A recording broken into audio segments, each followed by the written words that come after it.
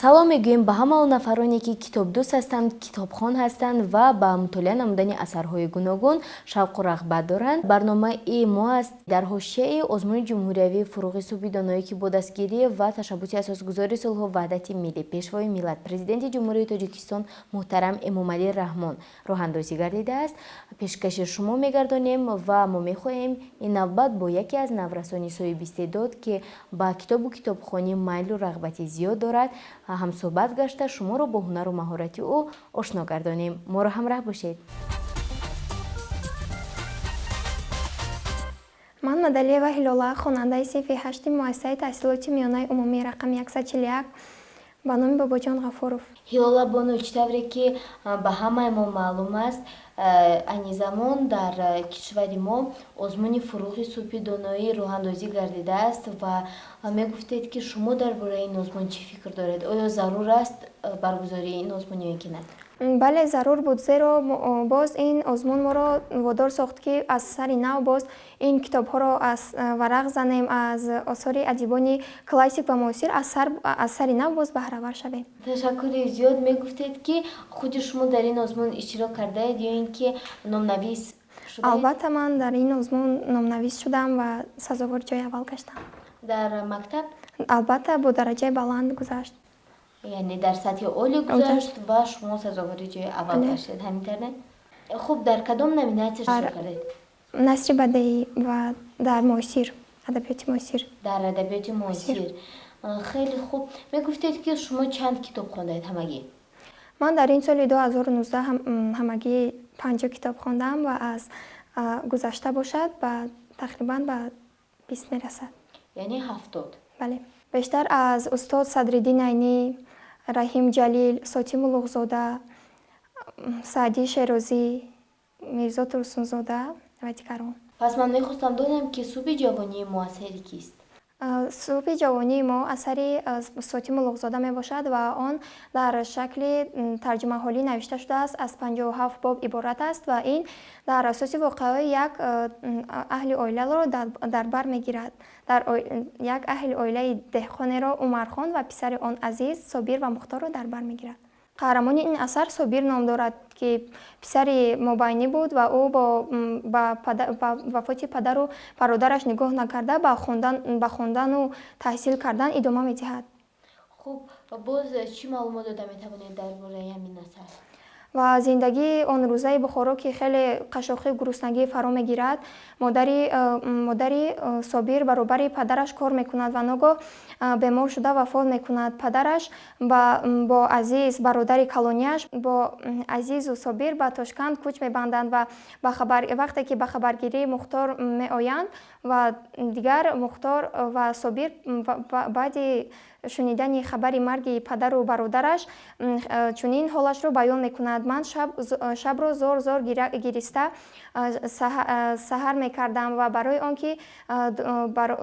он ки додарам Мухтор бедор нашавад, ман сарамро бо курпа пӯшонида мегиристам ва умри 11 солам ба ёдам меомад. Ташаккури зиёд. Сотим Улуғзода муаллифи боз кадом асарҳост? муаллифи романи Восеъ ва ривояти Суғдӣ. Шумо дар бораи романи Восеъ маълумот доред?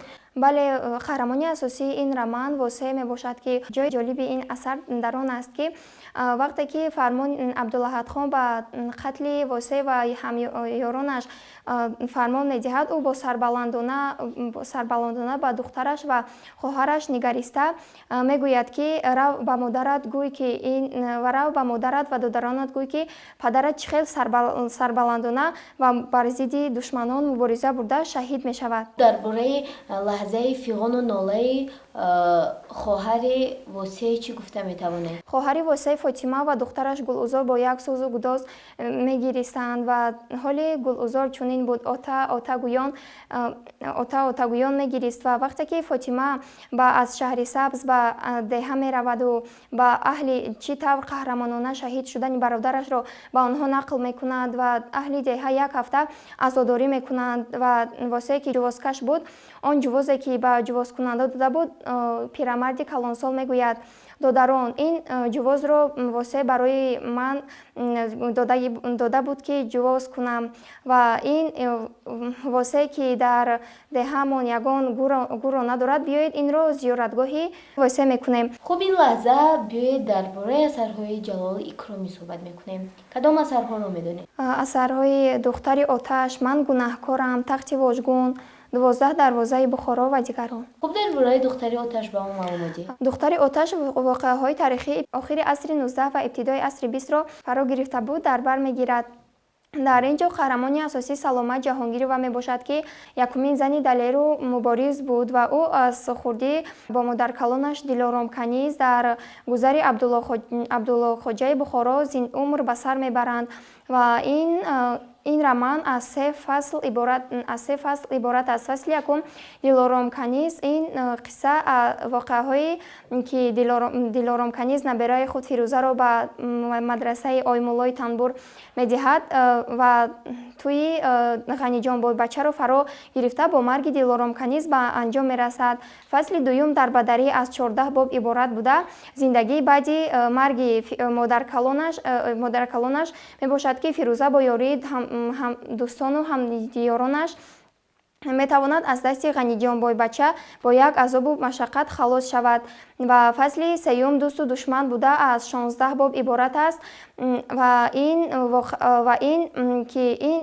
воқеаҳои инқилоби Бухороро, ки ба озодшавии